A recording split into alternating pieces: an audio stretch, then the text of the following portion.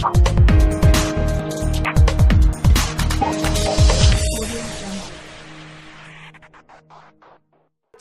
un diagnostic et de là à une thérapeutique.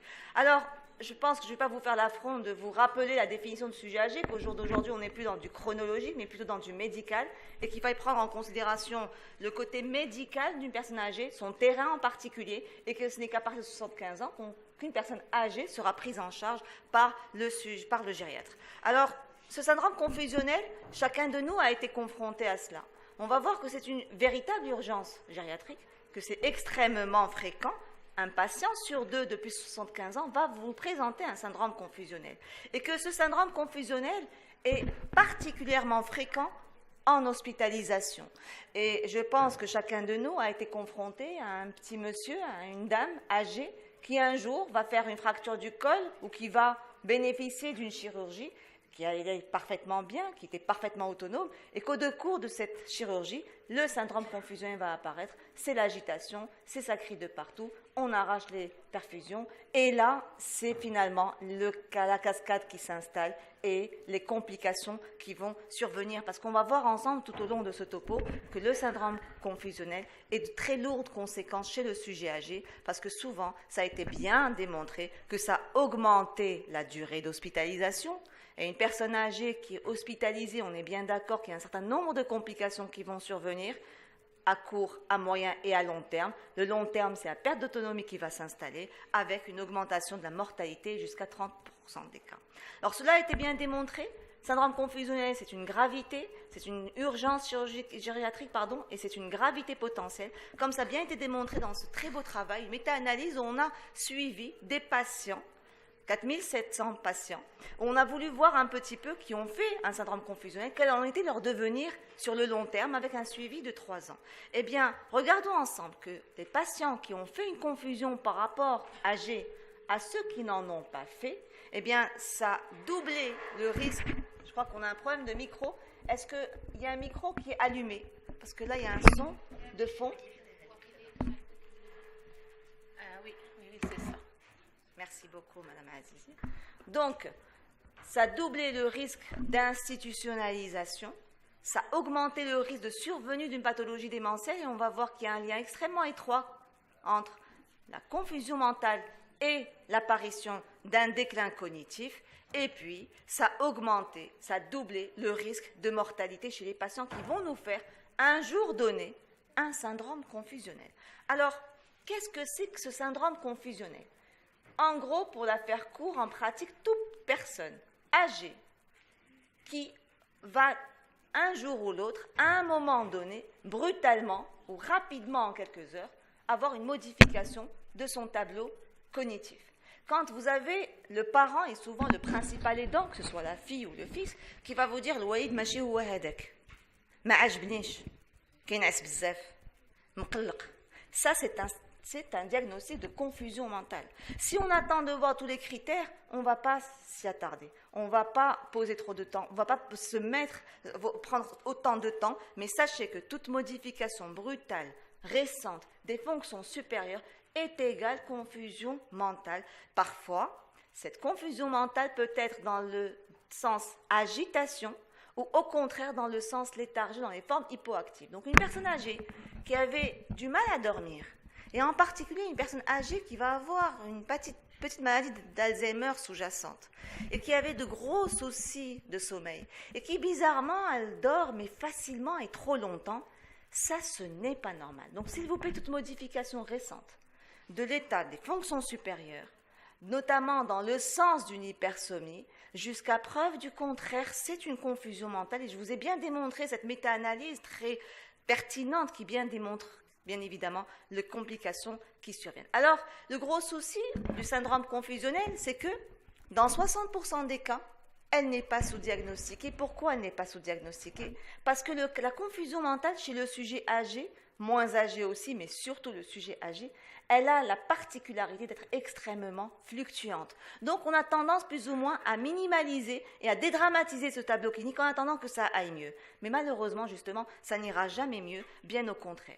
Et donc, on va voir aussi que confusion mentale, c'est une gravité, c'est une urgence. On a vu le devenir de ces malades, qu'est-ce qu'ils deviennent par la suite, perte d'autonomie.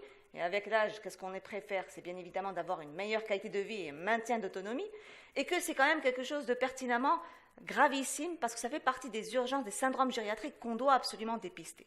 Et bien dans ce sens, il y a actuellement une échelle d'évaluation, de dépistage. Toute personne qui va venir vous voir en consultation, qui va venir vous voir en hospitalier, que vous allez hospitaliser ou qui a un événement intercurrent, vous devez justement de la dépister, cette confusion mentale. Parce que quand vous la dépisteriez, vous allez, quand on va voir ensemble cette atypie et ce raisonnement gériatrique qu'il faille avoir derrière, eh bien mettre les thérapeutiques qu'il faut.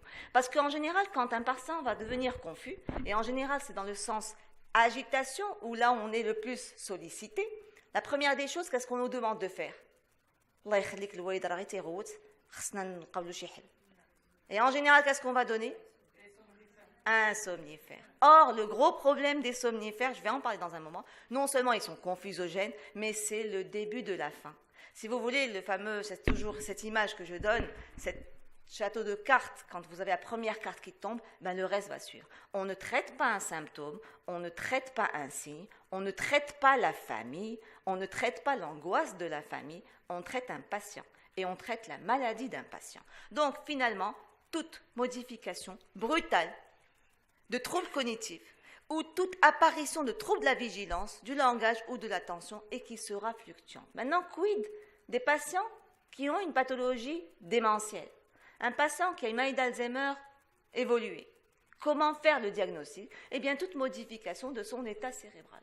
Un patient qui était désorienté, mais qui est encore plus désorienté ou qui va commencer à crier, ou alors qui va être un peu plus somnolent, là, on doit absolument poser ce diagnostic, si ce n'est que vous avez deux situations qu'il faut absolument prendre en considération.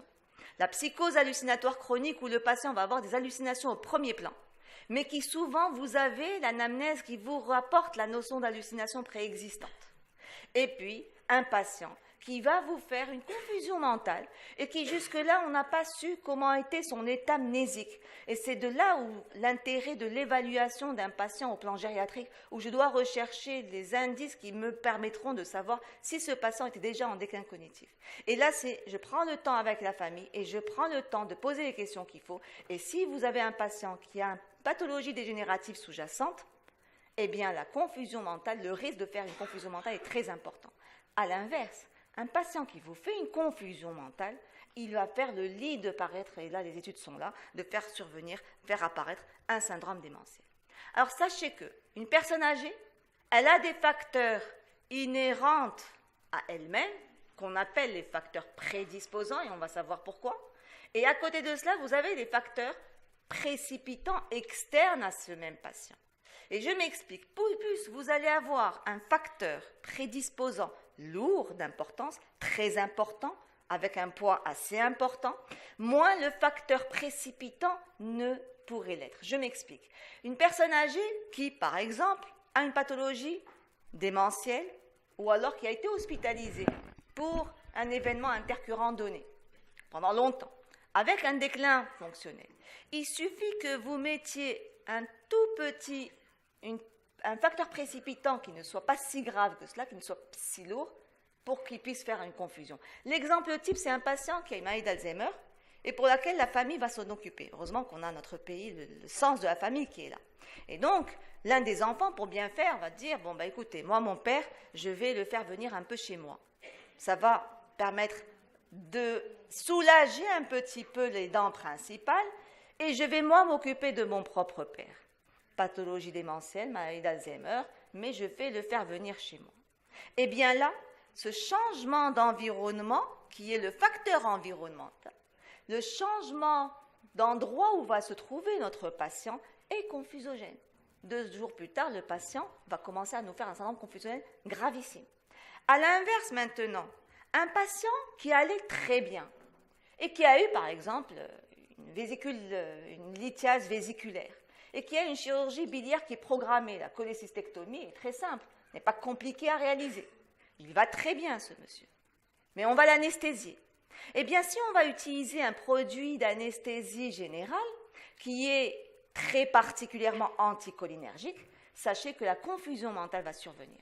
Et je vous ai montré, la confusion mentale est à haut risque d'institutionnaliser, de perte d'autonomie et de décès. Donc, plus le facteur prédisposant est important, moins le facteur précipitant ne doit être important pour entraîner une confusion mentale. Et puis ça, je pense qu'après vous l'avoir présenté à plusieurs reprises, cette plaque, on est bien d'accord qu'il faille avoir en tête un raisonnement gériatrique spécifique. Nous sommes devant une population hétérogène. Nous sommes devant une population à un certain type de trajectoire de vieillissement qui sont différents. On a peut-être 10 à 15% de personnes âgées qui vont avoir un vieillissement dit réussi avec des symptômes qui sont similaires qu'un sujet plus jeune, mais tout le reste de notre population âgée, à cause de cette comorbidité, à cause de cette polypathologie, à cause de ce vieillissement physiologique, eh bien, la symptomatologie n'en sera que atypique. Alors, pour cela, il est extrêmement important d'avoir un raisonnement spécifique. C'est quoi ce raisonnement? Si on prend ensemble 2 minutes, et on va s'expliquer que le facteur 1, c'est lié à un vieillissement d'organes. Quelqu'un qui va avoir un rein qui vieillit, on ne meurt jamais de vieillissement, on est bien d'accord. On ne meurt que de maladie. On ne peut pas, parce qu'on est âgé, on va mourir d'une maladie, on est bien d'accord. Alors, le vieillissement d'un organe à lui seul ne donnera jamais de signes cliniques. Il ne va jamais, quelle que soit l'avance en âge, croiser la ligne des pointillés au-dessous de laquelle on va avoir un symptôme. Et puis, sur cela, vous allez avoir une pathologie d'organe donné qui a été traitée ou qui n'a pas été diagnostiqué du fait de cette atypie clinique. Et puis, derrière, le facteur 3 étant un facteur intercurrent qui n'a peut-être pas forcément un lien avec le facteur 2, mais qui c'est lui qui va faire finalement décompenser le tableau clinique avec donc une atteinte du facteur 2. Alors si, dans le cas de la confusion mentale, on prend en considération, avec l'âge, on a une petite raréfaction neuronale, ce qui est tout à fait normal. On va avoir des troubles attentionnels, une difficulté attentionnelle, mais en soi, on n'a jamais de trouble de la mémoire type démentiel à cause de l'âge. Mais sur cela, sur ce vieillissement cérébral, on va avoir une maladie d'Alzheimer. On est quand même, selon l'Organisation mondiale de la santé, à 100 000 cas de démence d'Alzheimer chez nous au Maroc. Sauf que la maladie d'Alzheimer n'est pas diagnostiquée et elle est sous-estimée. Alors, on a un patient qui a une maladie d'Alzheimer qui n'a pas été diagnostiquée, qui est débutante, qui finalement n'entrave pas encore l'autonomie de notre patient. Eh bien, sur cela, vous allez avoir patient qui est hypertendu, je ne vais pas faire de la contre-publicité, mais qui est, et là, s'il vous plaît, les hypertensions artérielles chez les sujets âgés, on évite les diurétiques thiazidiques en première ligne. Et donc, si jamais on met un thiazidique en première ligne, le patient va nous faire une petite hyponatrémie. Ou alors, on est dans une situation où le patient, parce qu'il avait mal au ventre, on va le mettre sous un médicament antispasmodique, anticholinergique. Ou bien parce qu'il a une toux sèche, on va le mettre sous un antitussif anticholinergique. Ou alors, si on a une infection, M. Hermouche a parlé de la fièvre, effectivement, 30 à 50% de nos populations âgées ne feront pas de fièvre. Un tableau pulmonaire ou une anémie. Eh bien, vous voyez un peu, le facteur 3 n'a aucun lien avec le reste. Mais le patient va, au décours de ces événements intercurrents, l'hyponatrémie est très fréquente chez le sujet âgé, au lieu de nous faire un tableau typique d'infection, un tableau typique de syndrome anémique, eh bien le patient va se présenter dans un tableau de confusion aiguë. C'est dire qu'il est extrêmement important, et je vous assure que c'est rentable. Et quand c'est rentable, c'est magnifique. Vous paraîtriez comme le meilleur médecin du monde. C'est que si vous mettez en application le fameux 1 plus 2 plus 3, eh bien quand vous recherchez par ce diagramme très rapide quel est le facteur 3, vous êtes dans la rentabilité diagnostique et in fine, la rentabilité bien évidemment thérapeutique. Et puis l'atypie clinique chez le sujet âgé, c'est ça. Vous avez un patient qui va venir parce que ça peut être une insuffisance cardiaque, ça peut être aussi quelqu'un qui a eu, par exemple, une fracture de côte, ça peut être une insuffisance coronarienne. N'oublions pas, sujet âgé, atypie clinique, eh bien, au lieu de la dyspnée, c'est peut-être la confusion qui fera le premier signe clinique pour lequel le patient va venir vous consulter. Donc, on est dans l'atypie clinique, et là, comme on est dans 1 plus 2 plus 3, mon patient est confus, eh bien, je vais chercher mon facteur 3, notamment tous ces signes, toutes ces situations qui sont extrêmement fréquentes. Donc, première notion extrêmement importante, atypie clinique, raisonnement gériatrique spécifique, et puis surtout l'urgence d'un raisonnement pour aboutir rapidement à une thérapeutique devant une confusion aiguë. Donc, après cela, s'il vous plaît, la pathologie en cascade. La situation la plus fréquente, on est en médecine générale, on a le gros motif de consultation d'un sujet âgé en particulier, ce sont les problèmes des arthroses. Les poussées d'arthrose, par exemple. Les poussées de Lombago. Et bien évidemment, quelle est la molécule que nous allons utiliser chez le sujet âgé? C'est peut-être un anti-inflammatoire non stéroïdien, sur une durée assez longue. Sauf qu'un anti-inflammatoire non stéroïdien, on sait que ça fait saigner dans l'estomac. À côté des complications rénales, des complications cardiaques, les anti-inflammatoires non stéroïdiens, c'est très iatrogène chez le sujet âgé. 40% des populations âgées de plus de 80 ans ont une gastrite chronique. Et donc, sur cette gastrite, si on prend les anti-inflammatoires, eh bien, on va peut-être faire une petite déglobulisation, une petite hémorragie digestive qui ne va pas être visible. Je vous rappelle que le méléna est quasiment absent chez le sujet âgé parce qu'il y a d'autres facteurs et qui sera plus ou moins retardé. Cette anémie va nous entraîner quoi? Du fait de ce vieillissement des barorécepteurs qu'on a au niveau carotidien, eh bien, le patient va nous faire de l'hypotension orthostatique. Et le message aussi, quand on examine un patient gériatrique, la recherche de l'hypotension orthostatique doit faire partie intégrante de votre examen clinique. Hypotension orthostatique, chute. Vous allez me dire quoi de plus banal que la chute? Sauf que la chute, même si le patient ne s'est pas cogné la tête contre le sol, et du fait de cette atrophie corticale liée à l'âge, eh bien, on aura de l'espace au niveau des espaces pymériens. Et les petits vaisseaux que nous avons dans ces espaces sous-arachnoïdiens vont se dilacérer, même sans anti-agrégants plaquettaires. Et sur ce, quelques mois plus tard, va arriver un tableau de syndrome confusionnel. Pourquoi? Parce que le patient nous a fait un hématome sous-dural. Alors, le syndrome confusionnel, je vous ai dit que dans 40% des cas, le patient, il est en agitation. Il va commencer à crier, il va commencer à hurler, il va commencer à avoir des propos incohérents, il va être désorienté. Et donc, souvent, qu'est-ce qu'on va faire? On va essayer de le calmer. Comment allons-nous le calmer? Benzodiazépine. Et le benzodiazépine, s'il vous plaît, c'est délétère chez le sujet âgé parce que c'est des médicaments qui sont lipophiles et on a une augmentation de la masse grasse chez le sujet âgé. Mais aussi les neuroleptiques, les fameuses gouttes, pour ne pas les nommer. Alors, ces petites gouttes, pour ne pas les nommer, sont extrêmement anticholinergiques. Sauf qu'un sujet âgé, on a une anomalie au niveau du détrisor, surtout quand on a une prostate hypertrophiée pour les messieurs. Et rapidement, va venir s'installer la rétention aiguë. Donc la rétention aiguë chez un sujet âgé qui, a fortiori, est confus, comment va-t-elle se manifester? On va hurler. On ne va pas dire j'ai du mal à faire pipi, on va se mettre à taper, on va se mettre à hurler, donc re-agitation. Et que va faire le soignant en croyant bien faire? Re-neuro. Donc si vous voulez, c'est véritablement la cascade. Et dès que vous commencez à rentrer dans cette espèce de spire infernale, bonjour. Parce qu'on ne parlera pas de la toxicité des neuroleptiques, on ne parlera pas de la perte. Le patient va complètement se lâcher et comme on est justement grabatisé, on va commencer à mettre des couches et puis après, c'est le début de la fin. Donc, s'il vous plaît, nécessité d'un raisonnement gériatrique en pratique. Un sujet âgé qui va présenter une confusion mentale, un sujet âgé qui va avoir une modification de son état cérébral antérieur. Je prends en considération, je prends le temps, je calme tout le monde, parce que déjà, vous avez un patient qui va venir avec 10 personnes. Donc, on calme tout ça, on prend le principal aidant et on reprend. Première des choses, je vérifie le khencha de l'mared diali. Parce que souvent, c'est dans le sac des médicaments que je vais trouver le petit souci. Et malheureusement, chez nous, on est confronté, vous êtes bien d'accord et mieux placé que moi pour le savoir, on est confronté au gros problème de l'automédication et on est confronté par le fait que tout le monde se dit être docteur et donc tout le monde y met du sien. Et donc, en particulier, les pharmacies où vous avez souvent, ce n'est pas le pharmacien, mais plutôt un aide-pharmacien qui va délivrer des médicaments, et sans parler des conseils de famille, etc. Donc, on est confronté à ce problème d'automédication qui fait qu'il y aura des médicaments non avoués qui seront pris, et je dois prendre le temps de les rechercher, parce qu'on va voir quels sont les médicaments qui sont à un risque de confusion chez nos sujets âgés. Alors, hypotension orthostatique, ça c'est avant. Ça c'est pour rechercher les causes avant. Mais n'oubliez pas, s'il vous plaît, quelque chose de très fréquent, on a parlé de la rétention aiguë, et bien sûr, avec la rétention aiguë d'urine, je recherche aussi le fécalome. La constipation est fréquente chez le sujet âgé. Et un fécalome très important peut être, à côté d'autres facteurs, être confusogène. Et puis, que dit la haute autorité de santé? Souvent, quand on a un patient qui a une confusion mentale, on se jette rapidement une prise de sang basique, voir s'il n'y a pas une dysnatrémie, voir s'il n'y a pas une hypoglycémie, bien évidemment, et puis on se jette sur quoi? Sur le scanner. Les recommandations sont ce qu'elles ont, parce qu'elles ont une pertinence dans l'apport diagnostique de votre patient.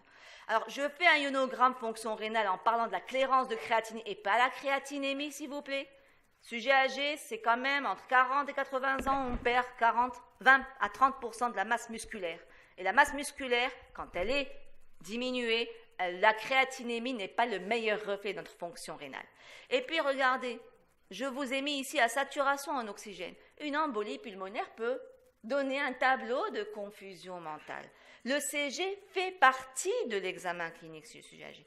Et le scanner cérébral ne sera fait que si vous avez des éléments de focalisation et que si vous avez un antécédent de chute.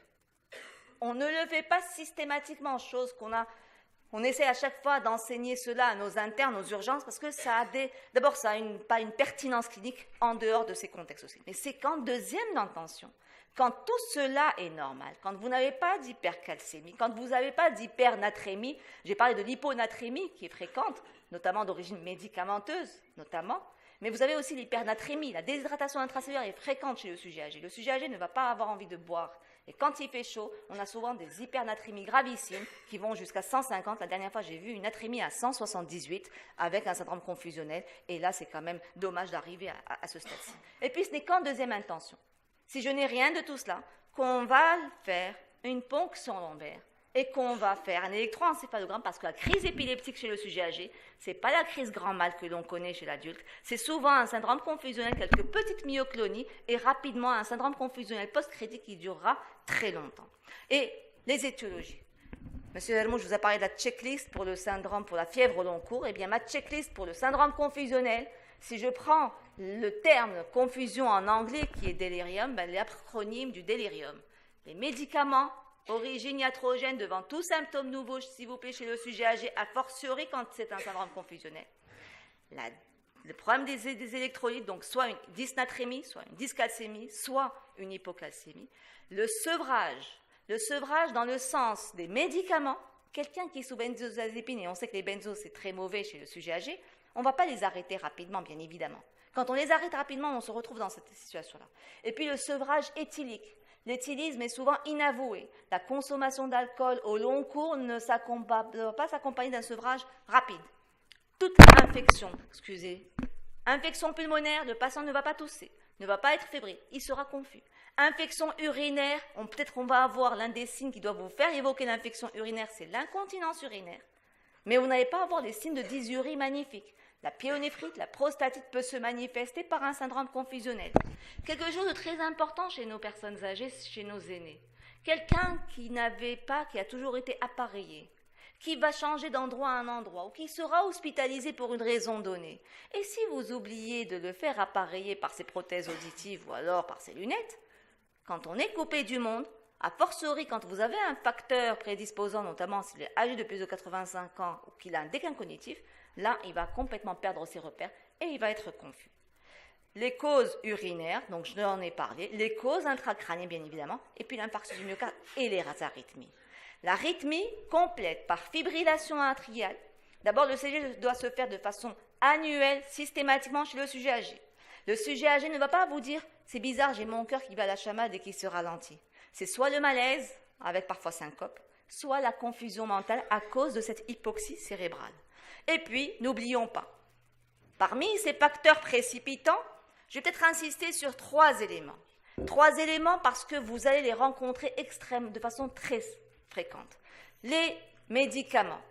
Tout symptôme nouveau, comme je viens de vous le dire, est d'origine iatrogénique. Parmi les médicaments anticholinergiques, nous les connaissons tous. Vous avez ceux-là.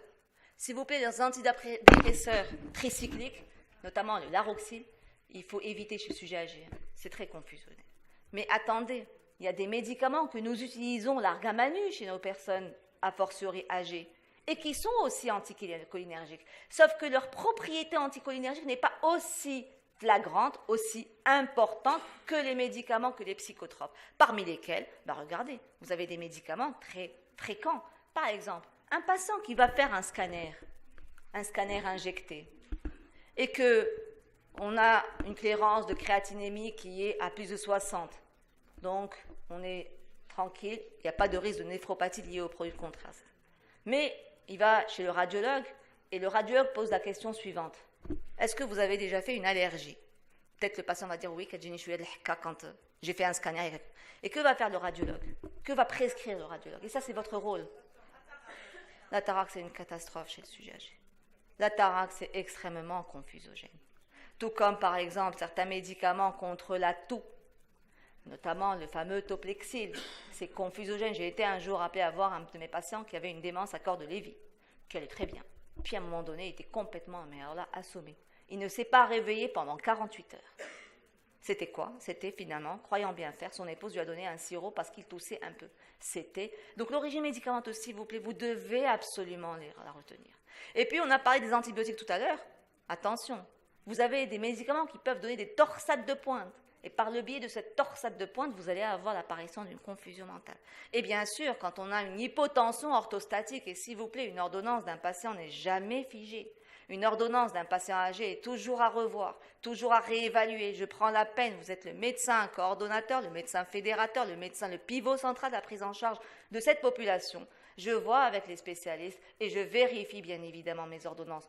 Oublions pas une chose, le nombre de prescriptions faites en parallèle et surtout le nombre de prescriptions qui parfois peuvent être erronées. En médecine gériatrique, on priorise. En médecine gériatrique, on réévalue parce que rien n'est figé, comme je viens de vous le dire, dans le temps.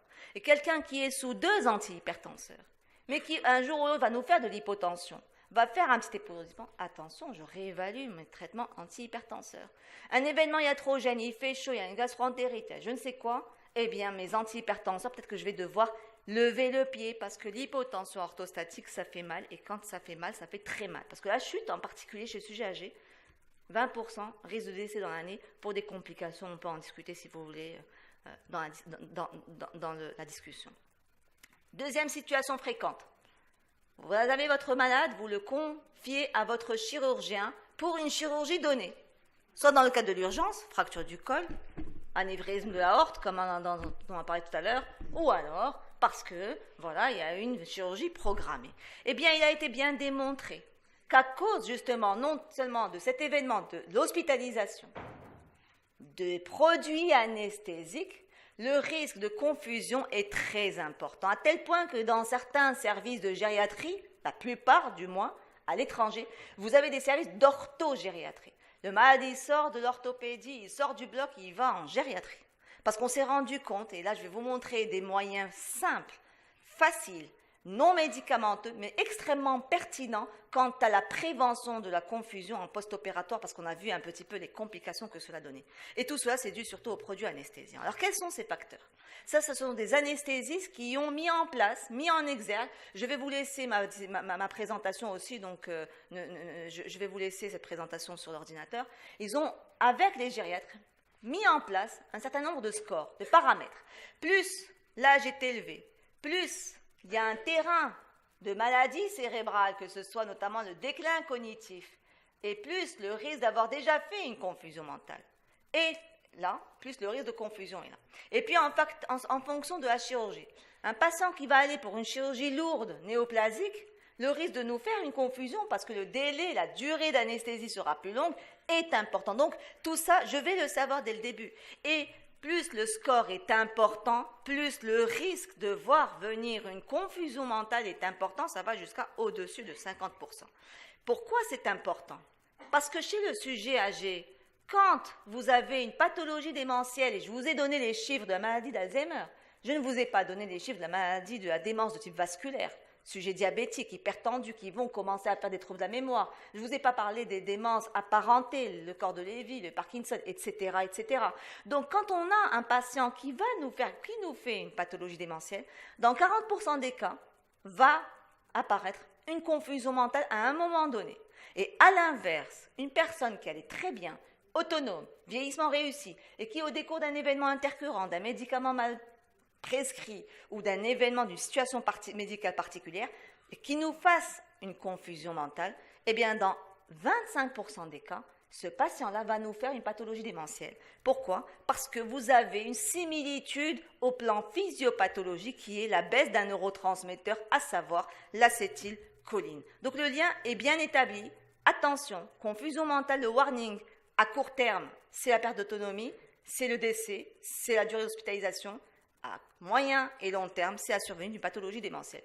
Comme ça a été bien démontré dans cette étude, suivi prospectif de 2 ans chez des patients qui ont fait en fait un syndrome confusionnel, sans pathologie démentielle. On a bien évalué le plan au plan neurocognitif. Il n'y avait aucun élément en faveur d'une pathologie démentielle débutante. Eh bien, regardez, sur les 2 années, la moitié a fait un syndrome démentiel.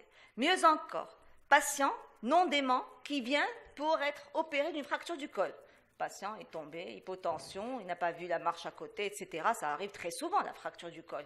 Fracture du col opérée, c'est des patients non déments. On a recherché ceux qui ont fait un syndrome confusionnel par rapport aux autres. Et on a essayé d'appareiller, de mettre en exergue, est-ce que l'apparition d'un syndrome confusionnel était prédictif d'une pathologie démentielle. C'est quand même un suivi sur 6 ans. Très beau travail. Et regardons ensemble qu'en analyse unie ou multivariée, la présence d'un syndrome confusionnel chez ces malades-là dans les 15 jours qui ont suivi la chirurgie, sur un suivi de 6 ans, est prédictif de la survenue d'une pathologie démentielle. Donc vous voyez que c'est grave, c'est fréquent, et on va voir ensemble qu'on peut la prévenir. La confusion mentale, grâce à la mise en place d'un certain nombre de facteurs, on s'est rendu compte qu'on pouvait la prévenir. Comment? Soit en traitant la cause, on va voir les mesures non pharmacologiques, et puis, vu cette similitude et qu'au plan neurotransmetteur, on sait que c'est un excès de dopamine, on sait que c'est une baisse d'acétylcholine, est-ce que finalement des médicaments anticholinestérasiques, de la dopamine, pourraient traiter cette confusion? Ce à quoi je vais rapidement répondre. Première étude, ça c'est important et je vous assure, au plan pratique, c'est génial. On est en train de mener un travail dans le service par rapport à cela et on va voir les résultats. Quand on aura les résultats, je vais vous les faire partager si l'occasion me présentera. Cette étude est assez ancienne. On a pris en considération des patients âgés de plus de 75 ans et on a repéré des facteurs qui sont à risque de confusion, fonction cognitive altérée, déficience auditive et visuelle, et puis la déshydratation. N'oubliez pas, dans le délirium, il y a les troubles électrolytiques, notamment la déshydratation. Et puis on a pris 2 bras. Un bras dans lequel on a essayé d'éviter des facteurs déclenchants, de vous à moi. Un patient que vous hospitalisez dans un hôpital ou dans une clinique ou je ne sais où, dans une structure médicale, et que vous avez l'infirmière qui passe à toutes les heures, qui passe le soir pour faire le dextro parce qu'il est diabétique, ou alors qui va allumer la lumière, ou alors pire encore, un patient qui on met en réanimation parce qu'il est confus. Ça, c'est une énorme erreur. Un patient âgé confus, ce n'est pas la même signification. J'ai âgé confus, si vous le mettez en réanimation, bonjour. Entre le dynamap qui siffle dans tous les sens, entre les lumières, entre les lits qui sont... Là, vous êtes sûr d'être dans le néfaste pour cette personne-là. Et en général, vous faites venir les risques de complications. Alors, on a essayé dans cette étude-là d'avoir un bras contrôle et d'un bras où on va éviter des facteurs déclenchants liés au processus de soins, notamment... Chez nous, quand la personne est hospitalisée, qu'est-ce qu'elle fait toute la journée? Même quand elle n'est pas très malade, elle est dans son lit, elle ne bouge pas, on attend que la famille vienne, c'est une espèce de bénéfice secondaire. L'immobilisation est un facteur prédictif de perte d'autonomie et de syndrome confusionnel. On va voir un peu quels sont ces paramètres qui ont été mis en place. Eh bien, un sujet qui a un déficit cognitif, mais pas forcément. Si vous mettez une personne au 4e étage en médecine A à Avicenne, un lundi, et qu'on a fait sortir le vendredi, pour elle, tous les jours se ressemblent. Elle ne sait pas de quel jour il s'agit. Ça, c'est un élément extrêmement confusionnel. Donc, ce protocole de soins a mis en avant l'intérêt d'avoir une orientation 3 fois par jour. Un patient qui a un déclin cognitif de faire des activités de stimulation cognitive. Les prothèses visuelles et auditives, il ne faut surtout pas les oublier. Quelqu'un qui est hospitalisé ou quelqu'un qui n'est pas hospitalisé, en l'occurrence pour cette étude-là, les gens hospitalisés, les personnes hospitalisées, on a essayé de véritablement être sûr qu'ils soient bien hydratés. Je vous rappelle que la déshydratation est fréquente, je vous rappelle que la sensation de soif est quasi absente et que l'intérêt de la perfusion sous-cutanée est importante chez ces malades-là. Donc, on a rapidement traité de réhydrater les patients au plan quand ils avaient une déshydratation. Perturbation du sommeil avec des moyens non médicamenteux et puis surtout, on le lève le malade. Un patient qui reste allongé, la fonte musculaire est rapide. En l'espace de 10 jours, il peut faire fondre 10 à 15% de sa masse musculaire. Et puis, s'il vous plaît, les couches et les sondes urinaires, c'est juste pour soulager les aidants et le personnel. C'est une erreur, il ne faut pas le mettre en place chez le sujet âgé. Eh bien, quand on a mis en place ces interventions, quand ces sujets-là ont été orientés, avec une espèce d'horloge, ou alors on leur explique quel jour on est et quelles sont l'heure de la journée, quand on a mis les prothèses quand il y avait un problème d'appareil auditif ou de surdité, quand on a traité ou prévenu la déshydratation, quand on les avait mis rapidement au fauteuil, on a enlevé les sondes, on a enlevé les couches, on les a fait marcher, eh bien, regardez, ça fait baisser de façon indéniable le risque de survenue de syndrome confusionnel, avec donc quand même un P qui était extrêmement significatif. Regardez l'index de confiance. Il est extrêmement significatif. Donc, on a beaucoup à gagner et vous voyez que ce n'est pas des médicaments et que ce n'est pas coûteux. Donc, actuellement, les recommandations, c'est ça. C'est orientation, traitement et prévention de la déshydratation, prévention de l'hypoxie, et je mets rapidement mon patient debout. Ça a été bien démontré, toutes les études sont là. Réduction de la syndrome confusionnel, de la durée d'hospitalisation, de la mortalité, réduction de la survenue du déclin fonctionnel et cognitif dont on a parlé. Bien évidemment, réduction des coûts induits aussi, parce que ça coûte cher tout ça.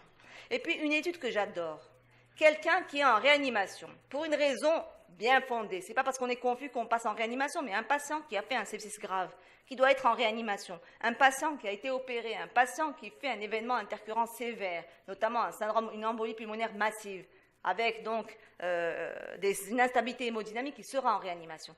Ça a été fait par des réanimateurs. Là, on a mis 2 bras de population âgée de plus de 60 ans. Une population où soins de nursing, pareil, groupe standard. Et une population, on a dit à la famille, venez s'il vous plaît 2 fois par jour. Et pendant 40 minutes, vous mettez votre surblouse et vous vous posez avec votre parent pour qu'il ait un repère. Mais c'est juste magnifique. Ça a bien été démontré que ça baissait de façon indéniable la perte d'autonomie. Les plots gris, ce sont les patients qui ont eu donc l'intervention. Ça baissait de manière indéniable les troubles sphinctériens, la perte d'autonomie et le syndrome, bien évidemment, confusionnel. Donc, nécessité de la dépister, nécessité de la prévenir, comme on sait que c'est très fréquent. Et maintenant, il faut absolument savoir qu'une expertise gériatrique des sujets âgés a bien démontré la baisse de l'incidence, la baisse de la durée et la baisse de la mortalité. Donc finalement, en fait, c'est maintenant qu'on doit faire notre boulot, c'est pas quand le patient sera confus. C'est quand le patient âgé va venir en consultation de médecine générale pour une histoire donnée, que ce soit par un vaccin, que ce soit pour renouvellement d'ordonnance, soit pour une infection pulmonaire, avant que n'arrivent ces complications, c'est à ce moment-là que je vais rechercher mes risques de syndrome confusionnel pour essayer de les éviter autant que peut se faire au cas où il y aurait un événement intercurrent. Donc, traitement non pharmacologique, traitement préventif, est-ce qu'il y a un intérêt du fait de cette augmentation de la dopamine, de cette baisse de l'acétylcholine, de cette baisse de la mélatonine? Est-ce que des molécules qui pourraient contrecarrer cela seraient intéressantes? Pour vous la faire court, les antagonistes dopaminergiques, aucun intérêt. Les anticholinésterasiques, il y a eu de très belles méta-analyses avec de la Cochrane Database, il n'y a aucun intérêt malheureusement. La mélatonine améliorerait le cycle de sommeil, mais ce qui a été démontré quand vous êtes dans un tableau de confusion avec agitation et hallucination, quelqu'un de confus qui vous dit « j'ai le mur qui est en train de tomber sur ma tête » et qui va hurler parce qu'il y a cette hallucination qui est quand même terrible, ou qu'il y a des gens qui sont en train de rentrer et qui sont en train de me torturer, c'est quand même de grosses hallucinations. Là, vous êtes obligé de donner quelque chose. Et le seul traitement qu'il faut donner, ce sont les neuroleptiques, mais atypiques. Et à toute petite dose, s'il vous plaît. Très petite dose et à courte durée possible, en même temps que je traite ma cause. Parce qu'un syndrome confusionnel, vous avez toujours une cause. Et enfin, pour finir, fréquent, gravissime. On peut, oui, la risperidone, par exemple. Alors, on pourra en parler dans la discussion si vous voulez. Les neuroleptiques atypiques, c'est le Prisdal, tout simplement. D'accord? La risperidone, le Prisdal. Donc,